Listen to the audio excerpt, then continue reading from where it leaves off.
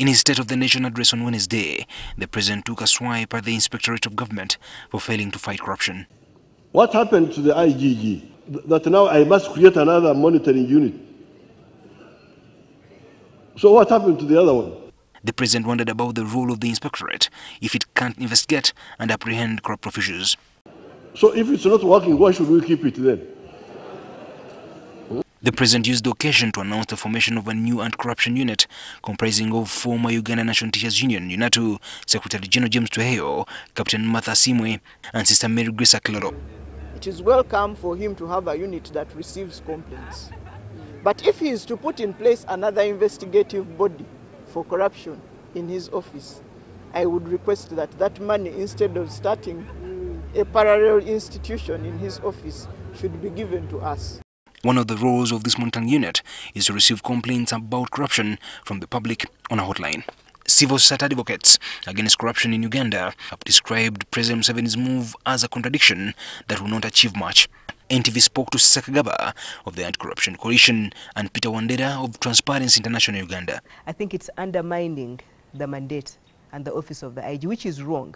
And then also, who knows that by his statement, then you're going to have other public officers actually becoming big-headed and undermining also the agents of the IG. I think for me, the I do think is, what are the problems that the IG is facing, and why not address those problems? Because the same challenges the IG is facing, I think for me, are the same problems that any other government agency is facing.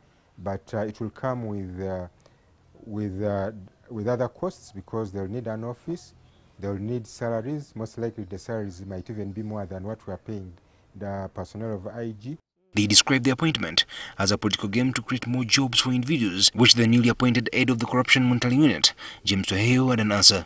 You should realize that the fight against corruption is not about one unit, it's not about one institution or one individual, because it is a process. The Tweheyo committee will not perform any miracles. I think for me, it's just a political game of creating more and more agencies or more committees for people either to get jobs or something like that.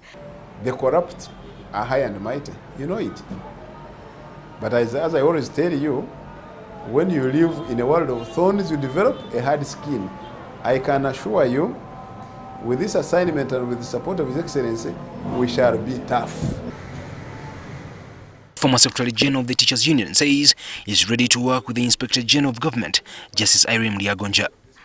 If there are wrong things we do and wrong things they do, we shall correct.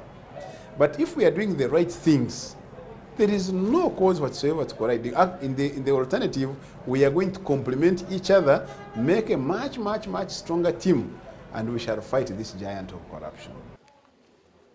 By 2017, the Inspectorate of Government was still battling with 4,620 unresolved complaints under investigation, and those were mainly corruption cases. The backlog also comprised cases of abuse of office and breach of the leadership code, among others.